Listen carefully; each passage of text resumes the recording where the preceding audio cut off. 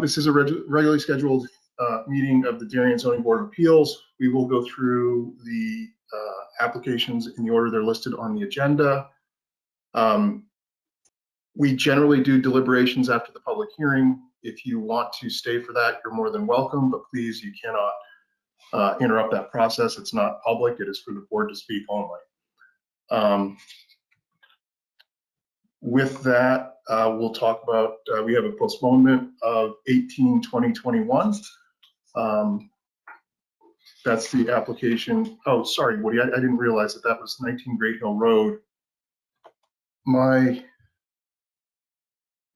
materials call that 21/20/21. So we might just need to update that. Yeah, well, we'll have to check that. Yep, that's being postponed to our February hearing. So that leads us into our application calendar number 19/20/21 of Amy Zabatakis on behalf of John and Abigail Moore, 11 Renshaw Road. If you're here on that application, please present. Hi, thank you. Amy Zabatakis, Rucci Law Group. I'm here on behalf of John and Abigail Moore, who are the owners of 11 Renshaw Road, which they just purchased this past summer. The Moores are on the call with me, along with their builder, Amber Penberthy, and Brad Yonkers, who's the architect. So let's see. Let me share this view. All right, so you should have in the application materials. Let's see. Can you see my screen now? Because I'm getting some alerts on my computer. Are you able to see a survey right now, or do you see me? Just see me still? See the survey. I'm sorry? I can see the survey. Okay, perfect. Okay, great. So this should be in your packets. This is the existing conditions.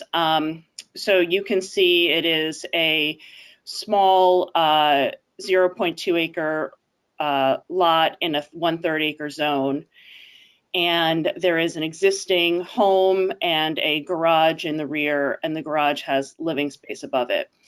Part of what I did with my item K was I attached some of the past building permits for you all, because the permit history is a little confusing about this one, and frankly, the records are not as clear or clean as I think any of us would like. I spent a lot of time with Woody sort of going through what we have as history. But just to kind of run through it, there was a variance issued to this property in 1956. The house was built in 1938 in conformance with the regulations at the time that it was built, which included 4-foot side yard setbacks. There's no records of the original construction. You know, the existing is 3.9 feet. We have to assume that that was, you know, close enough based on the measurement systems that they had at that time. At least according to the current survey, it's 3.9. In 1948, a building permit was issued for this garage in the back. And again, at that time, it was in conformance with the side yard setbacks. And the permit included living space above the garage, 2-car garage, along with 2 staircases, which is relevant because there was some confusion. Again, there aren't very good maps or surveys in the files about whether or not this exterior staircase and deck had been added sometime after 1948, but it does appear that this was all done when it was first constructed in 1948. Then in 1955, a building permit was issued to construct this part of the house, so this back family room. No variances or anything were requested at that time. However, like I said, in 56, a variance was requested to allow the then owners to close in the porch area in the front of the house. And at that point, the board said there was a hardship. The house was built in compliance with the regulations at the time, and the regulations had changed on them. So the variance was to allow the then existing setbacks to remain, which is what we have today. So it's a 1.5-story Cape style home. It is legally non-conforming. It's legal pursuant to a variance as far as the side yard setbacks. What was odd is that when that variance was issued in 56, no discussion of coverage was made. So we don't, like I said, nothing has changed, but we don't really know if it was what the coverage was, or if it was in 56, they should have gotten coverage variance or not. In any event, it is over coverage. It's currently at 24.7% coverage. The proposal from the applicants is, let me go to the next survey, which is the proposed conditions, is basically to add on to the house, expand the second floor on the house. They're going to reduce the size of the deck on the garage, and they are planning to add AC condenser units. We are asking for a slight increase on the side yard variances with this new layout, and mainly that's because although we're not planning on increasing the footprint of any of these buildings, particularly not within the side yards, we do want to add eaves to the roof, which sort of was agreed to be a better style of construction and safer for the walls, etc. We did try as much as we could to move the AC condenser units within the setbacks, and there just wasn't a good place for them. The garage AC condenser is within the setbacks, but on the house, it's partially in the setback, closer to the house. But, one suggestion that we frankly didn't really consider too hard was to put them in the front yard. We just don't think that that would be something that would be the neighbors would be very happy with. And with all of this, we're actually showing a slight reduction in coverage from 24.7 to 24.5%. That said, and in consultation with Mr. Woodside, we really felt it was better to have a legal notice for a 25% coverage. We're talking about inches at this point, and I don't want to be in a situation where we're coming back for an extra 6 inches. Let's see. So let me see, I can go through, and hopefully you guys have had a chance to look at the building plans as well, but I'll just put those on the screen. So this is, whoops, this is not the first page. Sorry, let me go back here. So this is sort of the elevation drawings, a little sparse looking since we don't show all the landscaping in there. My clients have spoken at length with their neighbors. I basically told them when they first came to me that the very first thing they need to do is make sure their neighbors are on board with all this, and they are. I do have a letter of support from the neighbors on both sides, and in particular the neighbors at 9 Renshaw, which is the property that they're closer to, the house is closer to, are very much in support of the application. And there has been discussion between the parties about improving some of the screening. There's, as Mr. Woodside noted in his report, the fence is not in great shape between these two properties. So that is definitely part of the plan when the construction is done. Amy, sorry to interrupt. Can you kind of guide us through where the increased volume is on Sure. the second floor in these elevations? Sure. What might actually be easier is on this, let's see, that's the first floor. So here's the second floor. So we actually sketched in where the setback line is. So you can see it right in here. So right now there is, in this front part of the house, all of this is existing. It's really in the back of the house where there will be new volume in the setbacks, back in here. And a little bit, frankly, over on this side because the side yard setbacks are so tight, but much less on this side. And what are we doing there? I mean, again, you kind of sticking to the concept of hardship, which we can understand given the zoning changes. But what's the need for that additional volume? As you know, staff has talked about stepping back. So you address the optionality between stepping back to the setback line and the need for that volume in the setback. Right. Well, so the issue with this property is that we've sort of got this coverage slash setback issue. So we have a variance in place for the setback sides. So we wanted to kind of stick with that, what was already granted as much as possible. So this is, consistent with the existing footprint. We do have additional building area within the setbacks, but if we add new footprint, then we add more coverage, which Right, is. but Amy, I'm not convinced that we believe that because the prior variance for the setback gives you the right to increase the volume in the setback. Because when the variance was granted, and I've gone back and read everything, the plans presented were not a two-story plan. So do you agree with me that you're adding more volume in the setback and require a variance for that? Or do you believe volume in the setback falls under the prior variance? I think that it does fall under the prior variance because the prior variance was not specifically limited to 1 story, no additional volume, which is something now. But then again, of course, it was what were we saying? It was a 1956 variance. So they weren't as detailed as what you all write now.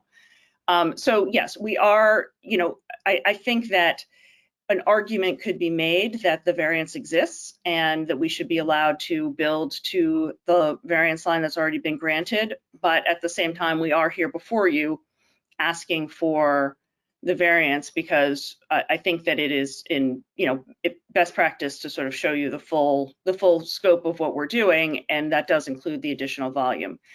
I think that, like I said, I think that the problem here is that in order to get the space that is needed for this house, which is extremely small, we end up doing quite a bit more construction and more disruption to the neighborhood if we were to try to take down, some of the area that was part of the prior variance so that they could build further out in the back and, remove some coverage and then add coverage in the buildable area.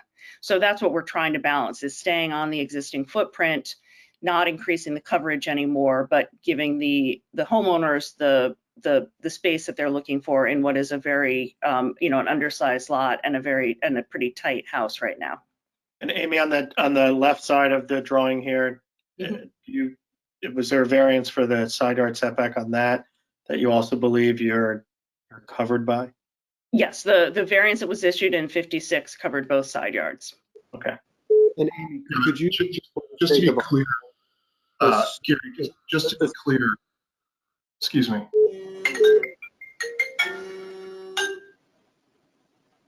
Just to be clear, Gary, the language in the 1956 variance, which is included in the materials, says, now therefore be it resolved that the variance of the side yard requirements be granted so as to make legal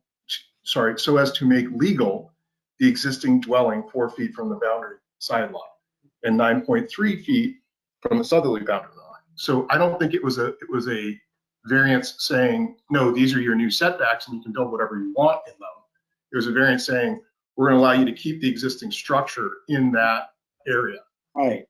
So you're suggesting, Mike, that variance did not, as of right, give the applicant the ability to go above the existing house, which was referenced in the variance.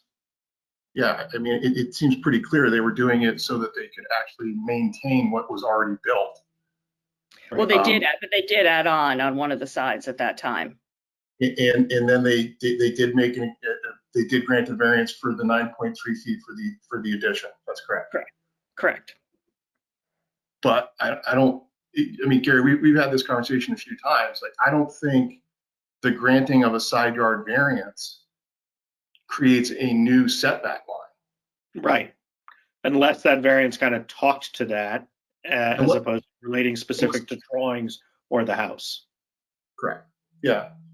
And then I guess, I tend to agree with you, Mike. Amy, you've got a huge hurdle here with coverage.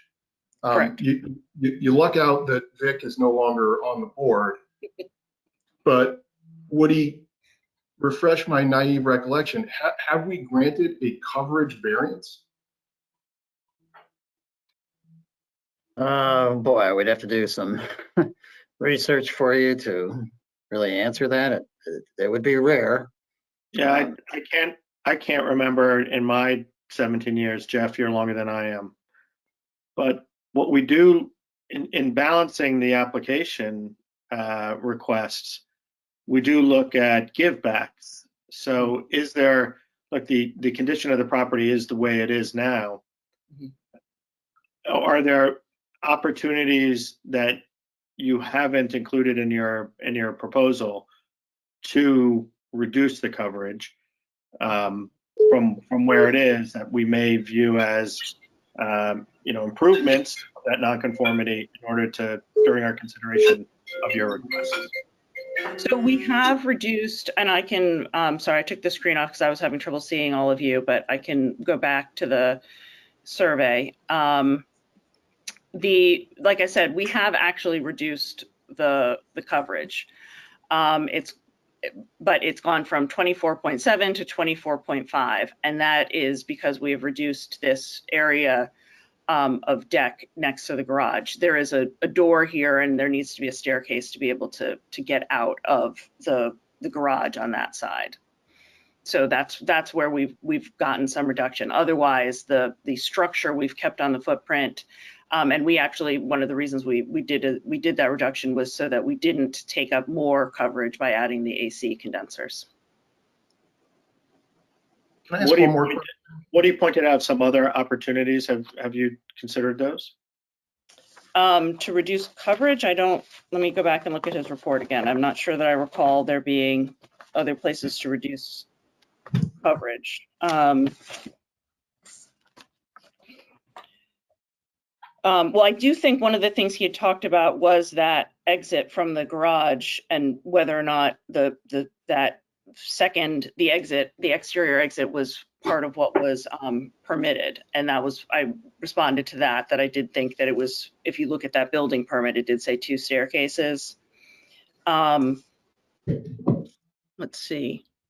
But yeah, I'm not really sure. Again, we're really otherwise sticking on the building footprint. So I'm not really sure how much more we can reduce the coverage. Oh yeah, it was the deck that he was talking about, removing that deck and stairs. Well, let me just point out also, there's the part of the house that's labeled screen porch. I don't think there was ever a permit for that, right? It's unclear when that was added or what that was part of. Again, the building permit history is less than stellar. Okay, but there's no verification that that was ever legally built. It looks a little temporary, but your plan is to replace that with a full foundation 2-story of house, and maintains that relatively high coverage. Likewise with the garage, isn't the garage rather deep, like 26 feet deep or so? So it looked like there was the opportunity to not have the exterior staircase and deck and just use the interior staircase to get up to what is supposed to be just, sleeping quarters and such. Right. So yeah, I mean, there is, like I said, there is that exterior door, and I think from an egress standpoint, if you've got people living in that, sleeping in that second floor, it's safer to have a direct exit and not have to go through the garage. But it might be possible to reduce the deck off of the garage a little bit more. It's really almost just a landing area at this point, but we might be able to reduce that slightly more. But that's, nothing's going to get us down to 20%. I don't think. Well, so a couple of questions. First off, is this hardship unique to this particular parcel, or does this exist for all of Ecker Ave? Well, this is on Renshaw, and I think that it is unique to this property. And in fact, the hardship was already found by this board in the past, in that the building was built in 1938 under a different set of setback regulations. So I do think the hardship has been established as far as the board's review of this in the past, because the structures were permitted at the time under a different set of regulations. Right, but we're not bound by precedent. So we have to find the hardship as this board, as this group of people. So we're not bound by the hardship that was found prior to this, because this is a new application. The standards for hardship change.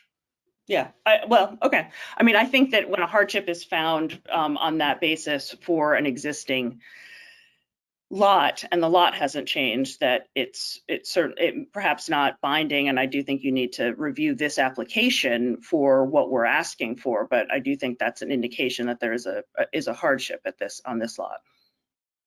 So I guess you didn't really answer my question though. Is this unique to 11 Renshaw Road, or do all the properties on Renshaw deal with this same issue?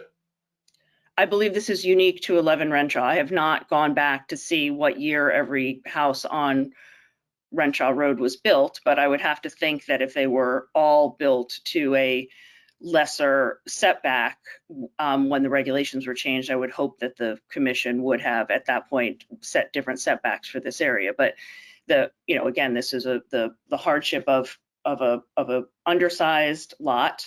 Again, that the lot size changed. The lot size requirements changed after this lot was created and after the house was built, and the setbacks changed after the house was built. Right, but if that is not unique to this parcel, then that's a planning and zoning issue. They need to rezone the area to allow this. It's not as EDA issue. And I believe it is unique to this parcel. Woody, do you have any data on that? No, again, we'd have to do some research of the 4 or 5 lots on the block that are similarly, I think, 50 feet wide, and see what their coverage is in particular, but we could also do some, to get some check of surveys and such. If you'd like to continue the hearing to do that, we can certainly provide more. Yeah, I would certainly like more information on that. I'd like to hear from the other board members and see what their opinions are on that. Kevin in particular, I think we look for a unique hardship to a lot, not to a neighborhood.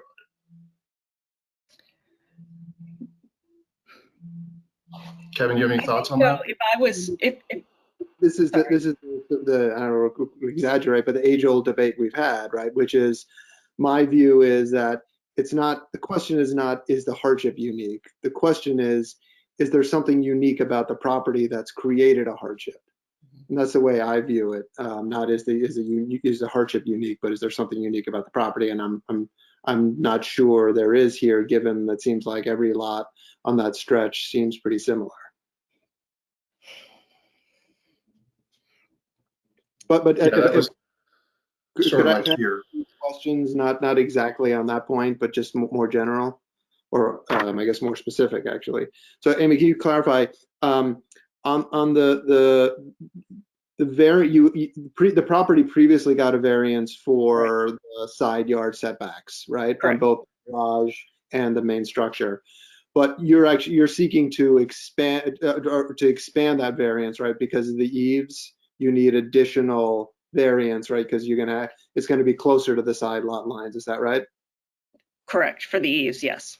And I think I heard you say earlier that there was some safety issue related to why the eaves were being requested or going to be put in place. Could you expand a little bit on that and what those safety issues are? Well, I mean, I think it is, currently considered a better design so that you have better water flow off of the house through the gutters and not, causing potential rotting of the sides of the house, because you don't have a way to get the water off of the house properly. Okay. But I have, I have the architect and builder on the call. They might be able to say that with a bit more professionalism than I just did, if you'd like them to speak to that. If anyone could provide more insight into specifically safety issues, that would be helpful. Amber, do you want to speak to that?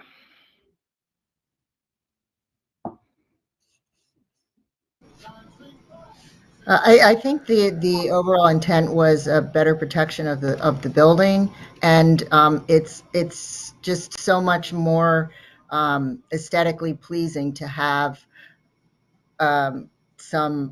It's even the small overhangs that we're looking for. I think it's architecturally more beautiful, and it will look better in the neighborhood. In addition to, it does protect the windows, the siding, and that's what I can say to that. Yeah. Okay. Amy, If I may, it also does protect the edge of the roof from water damage and ice building up, keeping the edge further off of the main portion of the house. okay. So ice damming is neglected a little bit there as well, and that prevents a lot of damage to the rafter area. Okay. And Amy, above the garage, am I correct that there's no additional volume being constructed there in the setback? Is that right? That's correct. There's no additional volume being proposed at all in the garage area, except for the only extension is the eaves. Right. And as for the main house, I think Gary asked this question earlier, but then we got sidetracked about the debate about whether or not the previous variance stood for the proposition that you could put any volume there or not. Assume for a second that the board's general view is right. You're not conceding it, but that in fact you can't just build any volume you want in the setback. Could you articulate for us in terms of us understanding the need for the additional volume, what specifically is being constructed in those setback areas in the main house? So the existing house has in the front part of the house 3 small rooms, very small. The proposal is to build out over the existing 1-story structure off the rear of the building in order to basically add a master bedroom. And so there will still only be 3 bedrooms in the house, because then one of the very small bedrooms is being taken over as a laundry room. I can go, let's see if I do the screen share again, I can show you that second floor again. Let me just do that for you.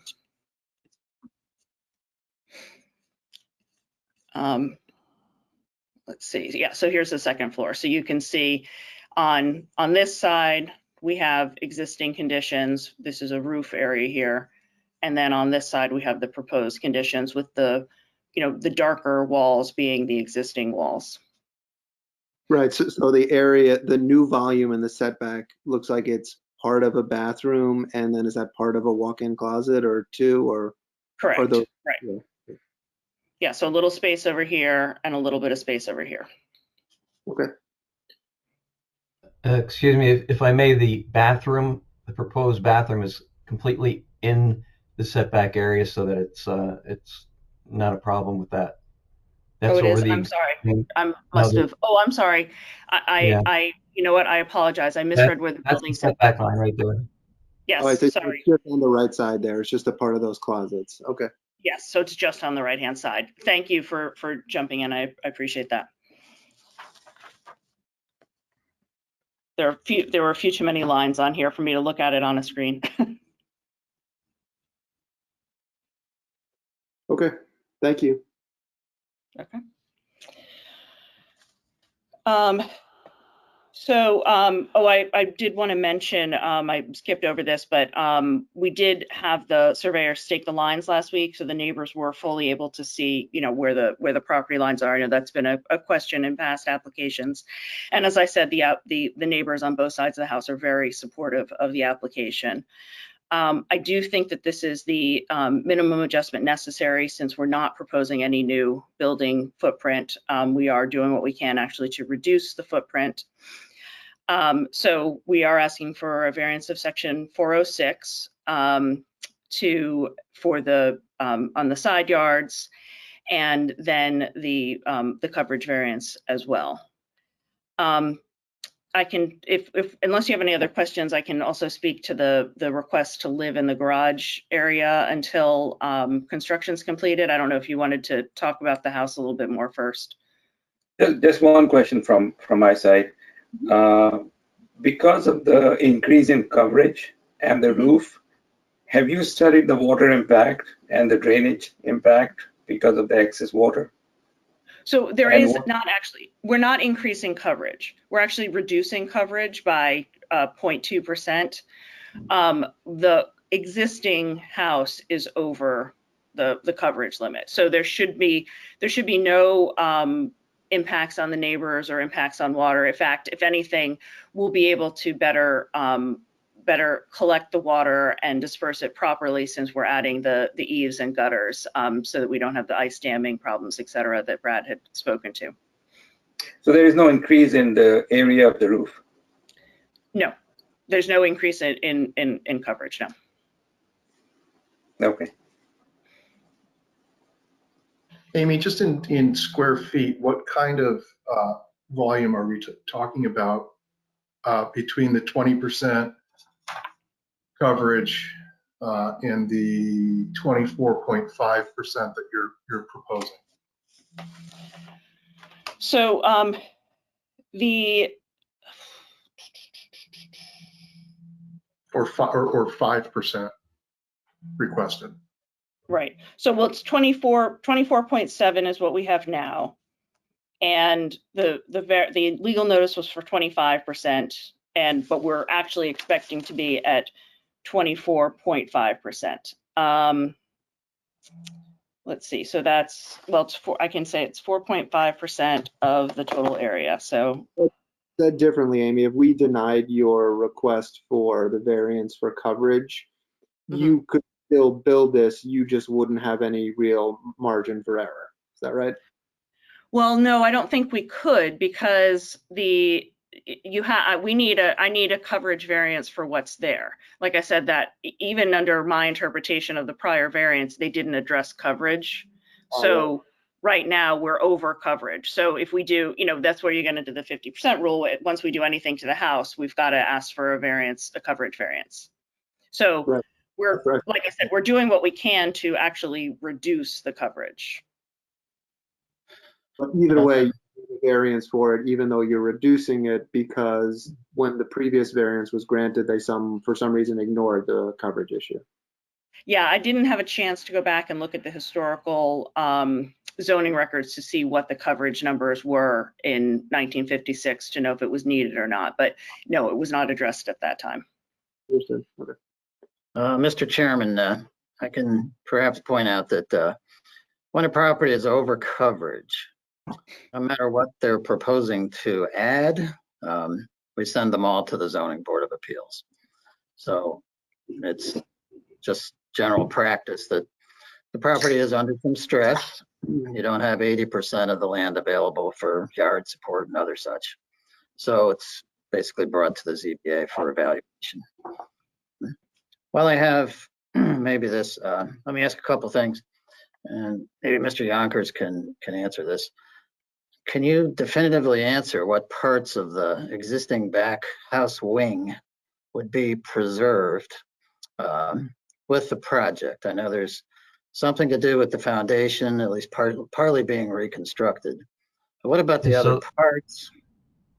So the first floor plan that has the family room on there, that's the one with the inadequate foundation. We're trying to leave all 3 walls as is and just build upon it. And with my recommendation is, if we're going to put a second floor on it, that the current foundation is inadequate for that. It's inadequate for the first floor, actually. It doesn't meet any of the frost depth requirements. And, it would just be in good practice to underpin that existing foundation to stabilize it. And that's, nothing else is being changed. The little conservatory that's in the corner on the left, that is going to be remain exact same position. We're just changing out the glass walls for insulated walls. So pretty much everything on the first floor is remaining existing, except upgrading in construction technique. Wait, the glass enclosure, the plan calls for a new foundation there. There's a very thick concrete slab that's bigger than that enclosure. And we can't guarantee that there's full 42-foot, 42-inch foundation underneath of it. So we would like to propose that we were going to excavate that and to determine the foundation that's under there, and if need be, upgrade that as well. We What does were that not mean? able to verify right now because there's a concrete planting bed that you can see that on the survey.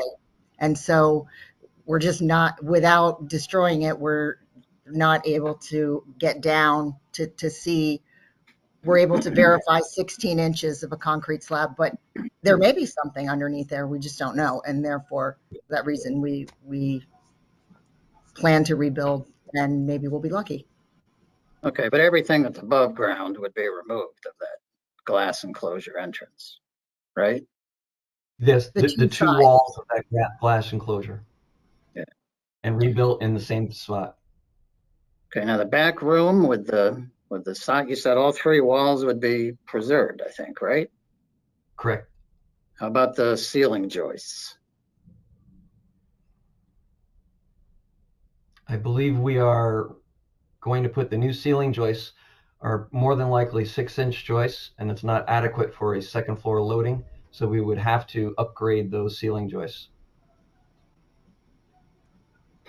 Okay. Let's see, as far as the screening that was mentioned before, that I guess would be in cooperation with the neighbors, is there anything specific that has been discussed, like replacement fence or adjustments to the evergreen trees or what? Is there anything that the board could condition to help buffer the proximity of this house to the neighbor's driveway?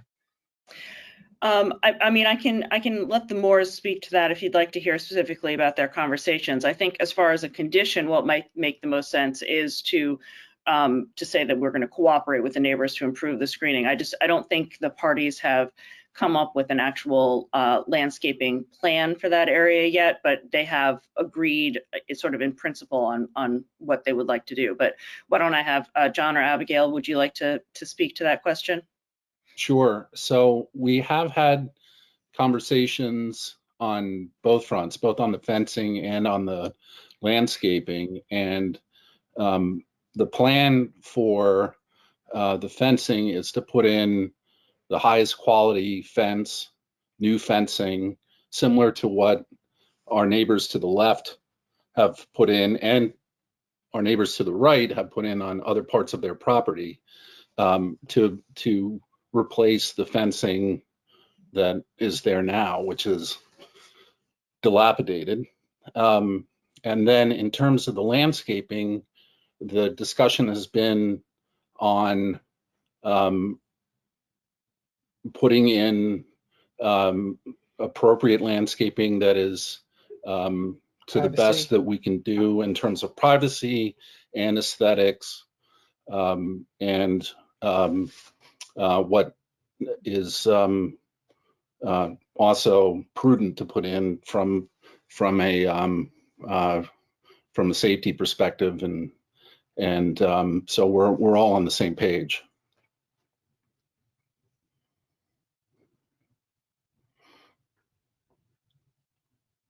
Does that So answer the similar question? houses our neighbors have arborvitaes. That's a popular tree. There are small pine trees that have been planted, and that's our intent. Okay, well, you're mentioning possibilities, but there's no specific plan other than a commitment to install a new high fence. We'll hire a landscape when we're all finished with the construction. Hopefully, we will then hire the landscape architect to help us design an appropriate screening and fencing with nice bushes and plantings. And we have invited the fencers for bids. Yeah. Who have already surveyed the property. So Woody, I think I make this a little easy on you. I've heard a lot of probablys, maybes, and likelies in this application, and that's not really helpful for us. We need to make a decision based on what's actually going to be done and built. And to the words, I'm not trying to be draconian, but what I would suggest is we continue this hearing because I want some more information, Woody, on coverage variances and if we've actually granted those. I don't think we have as a board. But we're not bound by precedent, but I'd like to try and keep in the spirit of what this board has done in the past.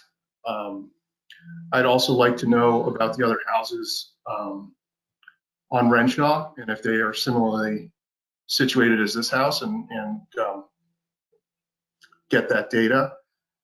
To the applicant, it would be helpful if we knew specifically what was staying, what was going as parts of this construction. So, if we're keeping the foundation and just doing underpinnings, it would be helpful if we had either an engineer or someone licensed to make that statement so that we know exactly what's going to be there and what's not. And Brad, you may very well be that guy. I am. So Okay. the entire first floor is going to get underpinned. So if you could, Existing family room. The first on the- floor in the family room, Yeah. at the section which you can see on your plan, there's like about the back half of the family room is on a 16-inch slab. The rest of the family room is actually on a full basement foundation. Okay, the way to do this traditionally for us has been some kind of letter or drawing that clarifies what exactly is going to stay, what exactly has to be reinforced, what is told construction. That will be in the entire construction document set for the building permit. All that information will be there. We need And a I think we did try on the application set that has been submitted. You can see sort of the darker walls are the ones that are staying. The lighter are what's new. And we did indicate the portion of the foundation that's going to be underpinned. If you want that in a letter format, we can certainly provide that. But there was an attempt made to provide that information. Yeah, I think we're just looking for a little bit more clarification. Sure. And can I add something else, Mike? I think that the applicant should look closely at the property and try to find ways of reducing the coverage.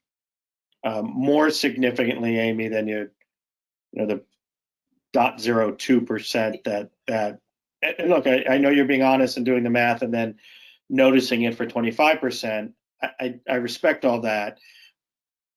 But I think traditionally when we are at a burden site like this, we look for pretty significant reduction of coverage in exchange for perhaps the more volume should we grant that. Got it. So if you can really look and have the architect look at the coverage issue and see where we can save coverage. The other question I have, if I could jump to the living arrangements, let me just ask one very simple question. Is your request to maintain temporary living, well, two questions. One is, what's your expectation of the period of time that you think, as best you can guess, the second living arrangement would be needed? And two, is it purely an economic request? So basically the plan would be for my clients to live in the garage until there is a kitchen in the house. The amount, and it can certainly be, fast tracked that's the first part of the construction that is completed. One way or the other, they will be living on this site during construction. So, the request, basically what this is coming from is that there is an illegal kitchen. We acknowledge that it's illegal. They purchased it with an illegal kitchen. No one's trying to deny that. But rather than take that out right at the start of construction or take it out now, they were hoping to use that rather than frankly eating off of, hot plates during construction. So it's not a case where, when we've had this request, where in lieu of moving to temporary housing, which is an economic question more than anything. Okay, so their plan would be to live through the construction and hopefully utilize what is currently in place, Correct. recognizing that what's currently in place isn't illegally constructed. Okay. I get the sense we're not going to deliberate on matters today, but that was very helpful. We may have additional questions later about that. Thank you. Understood.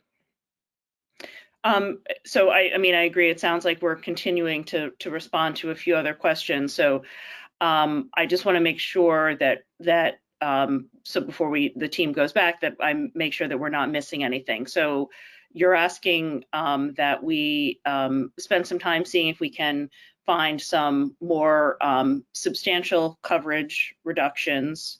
You would like a better, a more detailed explanation of what we are proposing to keep and what we're proposing to get rid of. And was there anything else specifically that you're looking for at this time that I missed? Yeah, could we want a specific plan as to what kind of screening will be in place? Okay. Do you want, can we provide something that's sort of agreed to with the neighbors, or are you actually looking for something from a landscape architect?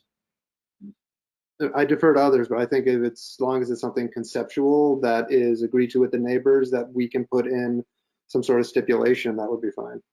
Okay. I agree. And lastly, the one other thing most important for me is some analysis as to how this specific property, it has some unique aspect to it as compared to the other properties on Rancho Road or in the neighborhood generally. Okay. And I think that's something I'll have to work on with staff as opposed to my team providing that to you. But yes, for sure. Anything else that the board's looking for? And I think Woody was going to look into coverage variances, so that's really not an applicant issue. It's a staff issue. Dan, did you have something? No, I think just one minor question. For the garage temporary housing, Woody, my understanding is that accommodation needs to meet the fire code guidance as well. Is that true or not? Wow, yeah, this is troublesome. I mean, we don't know what kitchen facilities are really there, if there's proper ventilation, on and on you go. It was approved to be sleeping quarters, and that's all. So, yeah, maybe there should be a condition that the fire marshal has to approve of continued use of that garage and make sure it's safe. I'm not sure if the staircase outside is really needed in addition to the inside, or if there's egress windows. So, like I said, that is a good question. Is that, Woody, is that a fire marshal issue, or is that a building code enforcement issue? Building code, yes, mostly the building code. But we do have a situation where there's essentially a two residence use of this property, which does fall under the purview of the fire marshal. But we could certainly look into what is there exactly. And maybe that's worth getting next time. What is the exact layout of the features of this garage living space? Let's see what that is. It should be on the plans Mhm. that you have. Yep. Okay, Jeffrey, you've been quite quiet this evening. Do you have anything to add?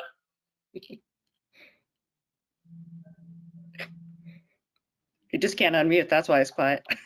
That's right. That's exactly right. No, listen, I'm with you guys. I just didn't want to, jump on top. I have very similar questions, and I'll wait till I come back and answer those, and then I can opine at that time. But I just didn't want to pile on. That's all.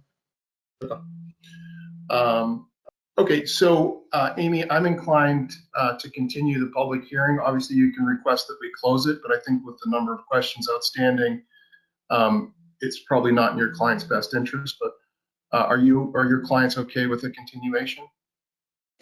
I am. Abigail and John, will you nod if you're okay with the continuation? Yes. So what is the duration of a continuation? will be heard again next month, but we can talk a little more about that offline.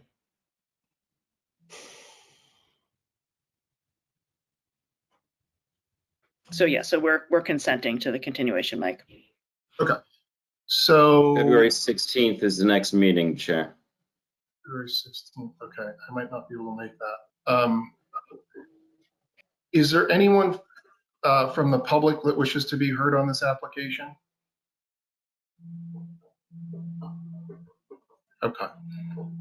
Seeing no one, we'll go ahead and continue this to the February hearing, and you'll be first on the agenda, so it should be fairly straightforward. Thank you. Thank you very much for your time this evening. So I Thank think, you. Woody, is that it? That's the extent of our public hearings. Yes, that's the extent of our public hearings, correct.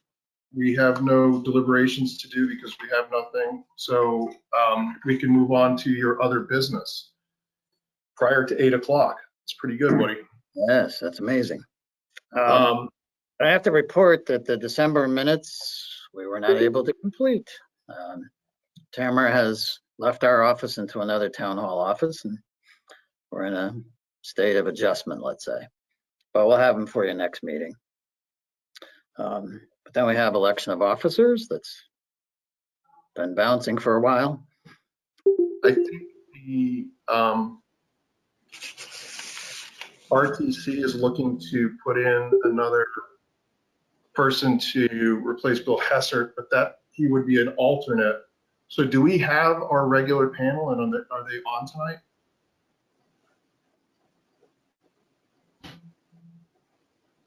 I know Barb's an alternate. Yes, including I Matt. think the question is whether Matt's been sworn in or not. Oh, Matt, but yeah, but Matt, I have been sworn in. can he jump in at the Yeah, just not for the hearing. Right, he's just not on the hearing, but I think he's okay being in the meeting. for other business? Yeah. Sure. Okay. We haven't really talked about this. Does anyone have any proposals for chair, vice chair, et cetera? Jeff? I knew that was coming my way. Man, and I do not mute. I mean, No. after tonight's meeting, I vote for Gary Green for chair, but I'll second You know where that's going, folks.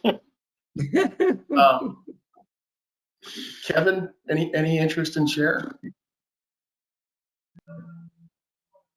My issue is a timing one, and so tell me what the timing constraints look like. For example, tonight I got home from the city at 7 minutes to 7 and had enough time to eat a granola bar before this. What is the time commitment? I got to tell you, we moved to 7, and I don't know why. I never liked the move from 7:30 to 7. I even think it might have been 7:45. We're not going as late as we used to because we don't have as many applications stacked. Although I can't vote, I would strongly encourage this board to move the start time so that Kevin could be chair. Well, hold on. My issue is not so much. That's what I heard.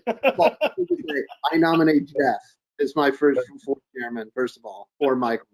But my question was more to you guys, the previous chairman, the commitment outside of the meetings themselves. Several more hours a month, but not a lot. Mike, 2 more hours a month? We've gotten, Woody and I have gotten it pretty good where he doesn't really need me for a lot. I would say maybe an hour. I mean, more of my time is spent on reviewing materials in the applications, which is what you're doing now. Right. But let me make this easy. Why don't we table the decision and maybe just have a couple of offline conversations? Obviously not with a quorum, but pick Matt's brain, pick Dan's brain, pick Jeff's brain, and then why don't we come back with a proposed slate rather than doing trial by fire on a Wednesday night? In that conversation, Mike, though, can you guys consider a 7:30 start time? Yes, Sure. I agree. That would make my life significantly easier. Yeah, I think Chuck DeLuca was the one that really pushed to move it from 7:45. It was 7:45 to 7.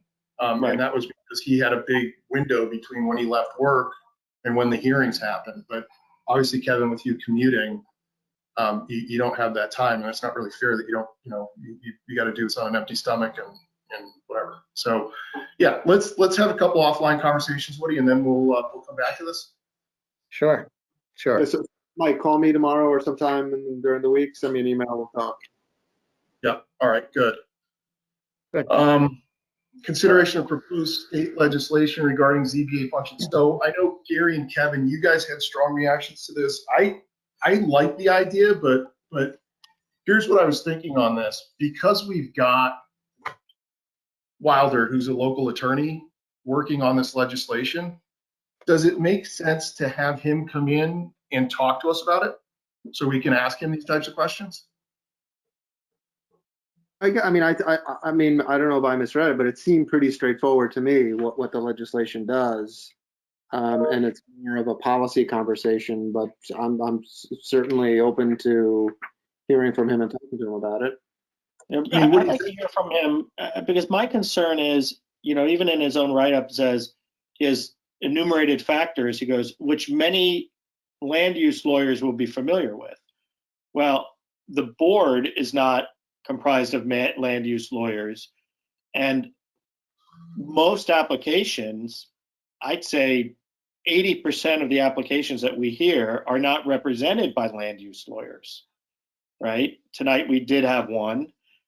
So I'm concerned, and looking at these factors, I think we have enough time with factors that are been in place for decades, certainly my 17 years, and I think it might make our jobs a lot harder. Yeah, I mean, more susceptible to appeals. Yeah, I mean, I just talked about it for a few minutes. The legislation, from my read, does three things. One is it codifies the court ruling, which we have implemented in a number of situations where, standing for the proposition, if you reduce the nonconformity, we can give you a variance. So it just puts that into that. I think that's fine. Number two is it creates this new thing that we can give a variance for, which is a use variance, right? Darien's current zoning code says we cannot grant any use variance. So if the use is not allowed in the town, we can't allow it. And if the use is not allowed in a residential district, we can't allow it no matter what. That's beyond our power. This allows us to grant use variances based on the same standard that we currently have for regular variances. So a hardship is found and minimal adjustment, et cetera. But then most importantly is it now for the standard variances that we grant, so not use, but like setback and coverage and that kind of stuff, it basically creates a structure where there is no standard. That's my view. Like it allows us to just very broadly look at any kind of criteria we want almost and say, you know what, this is in fairness, it's keeping with the character, we think it's better for the town, and we can grant a variance for basically almost any reason we want whatsoever. And on the use variance, I don't think that makes sense. I don't think we as appointed non-elected officials should have the power to allow uses in this town and in districts that are not otherwise allowed. As for the other one, which is just changing the standard by which we grant every other variance, that's risky. I mean, we will be inundated with applications for a whole lot of things. Right now we don't get pool applications that often because it's hard to prove a hardship. We'll get a ton of pool applications because you can find one of a host of reasons why someone should be allowed to have a pool. I just think it's going to, yes, give us a lot more power, but also a lot more headache. But also, I think, Kevin, the flip side of that is it's giving us the power that I believe is rightfully vested in the P&Z. I agree. They're elected officials, and they take a broader view of the town and the planning across town that we just don't do By the way, I think the way it was described, just, the reduction in nonconformity, right, would be eliminated, not codified. But I may have gotten that wrong. I'm reading his summary of this. But in any event, So- we could learn more about this from Wilder. Part of me is well, Wilder and the land use lawyers like it. I think it is to allow more flexibility and allow their clients Yeah, of to course. more, And to get them more business. I mean, to be a jaded lawyer myself, okay. it's more business opportunities also, because there's a lot more people who then have viable applications. Yeah, I actually think over the last maybe 10 years, I think staff has done such a good job of talking with applicants about what is likely to get through the ZBA, that the number of applications have dropped because there's more understanding, there's more consistency and predictability. And I think in the land use world, predictability is a good thing. I agree, but to your point, I'm happy to have anybody, Wilder included, come in, let us explain our concern, and try to be convinced otherwise. Yeah, I'm fine with that too. Yeah, so Woody, can we do that during other business of the February meeting? Can we bring in presenters? Now, I just Yeah. emailed Woody. I'm not here in the February meeting, which might be beneficial to you, Mike. No, it's fine. Pardon me? It sounds like Mike's not going to be there either, so. I might not be there either, yeah. That's right before President's Day, isn't it? Yeah. Gary, you're saying you wouldn't be here February 16? No, I'm out of town on taking 2 weeks down in Florida. And I know there's connectivity, but it's just not going to work out for me. That's fine. So we're gonna have complications with that hearing that we postponed tonight or continued tonight. Well, Matt was on for the whole thing, so he doesn't even have to watch the tape.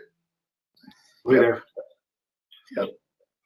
All right, but you'd like Wilder to come in and speak, and we should arrange that at a time when you can all be party to it, including Barb, actually. Yeah, and I think to hear from, maybe we add that also to Wayne, a discussion with Wayne. I think it'd be really good to hear from Wayne as to what the current law is on some of these matters, because we get presented, whether it's Wilder or Bob, Amy to a lesser extent, with proclamations of law that even as a lawyer I haven't researched myself. So. All right, so Woody, can you try and coordinate that? And if we have to schedule a special meeting before Gary goes, maybe we could do something like that. Okay. Would you like to hear from Wayne at the same time that we have? Yeah, Wilder? why doesn't he attend as well? Yeah, 100%. Wayne and Wilder. Wayne and Wilder and whoever the hell else wants to join and explain this turkey to us. I mean, Sure. my only thought, Kevin, I agree with you on the use variance. It's a little scary to me, but when I sit there and I actually think about what could be granted under that use variance, it's got to be a less intensive use in the zone. So you couldn't put say commercial in a residential zone. So like the only thing I could think of is if you wanted to build a single family house in the central business district, is literally the only use variance that would ever get granted. I didn't sit on 7-Eleven, but wasn't that essentially a use variance? Not No. really, because there's a separate provision where we have to approve gas stations. Okay. But you could get requests like that kind of thing, theoretically, that then, not this board, and we would never approve it, but a future board might, say, oh, we think that makes sense.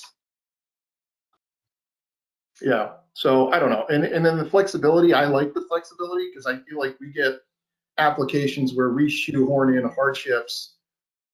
I can't think of an application off the top of my head now, but I know that we've had applications where we struggled and we basically came up with something that was, Well, not the letter. Look, we're not writing the legislation, but maybe there's a middle ground between the rigidity right? And it's becoming more rigid. That's one of the feelings that I've gotten, is that if you read the law the way it is today, you could argue that any desire of a homeowner isn't enough to grant a variance. Correct.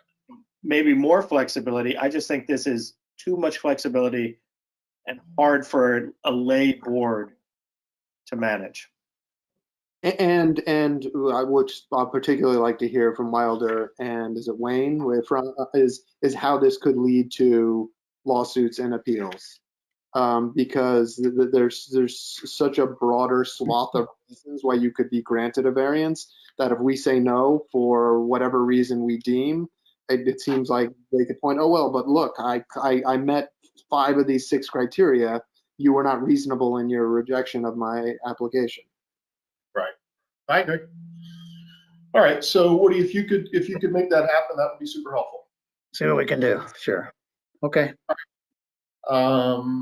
Anything else? I know there's a few other things on there, but I don't see anything that's particularly urgent. Yeah, I just wanted to say that Gary's suggestion, we did initiate a review with Wayne or whoever our town council is.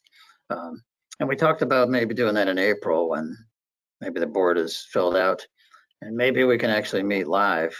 I hope we can get there before too long, but yeah, it seems like it would be a good time to have a discussion about, some of the policy things we've been talking about, but there's stuff too. Okay. But All right. do sooner with Wilder and Wayne. I wonder if this legislation has any legs either. I mean, that's one thing maybe Wilder. It's not clear who are the sponsors of it. Frankly, Bob Duff might be able to weigh in on that. But That I don't know. Okay. Okay. I'm going to go ahead and make a motion to adjourn. Do I have a second? Second. And second. All in favor? Thank you. Unanimous, Woody. Have a great night, everyone. Hey, did you guys meet at Thanks, the Mike.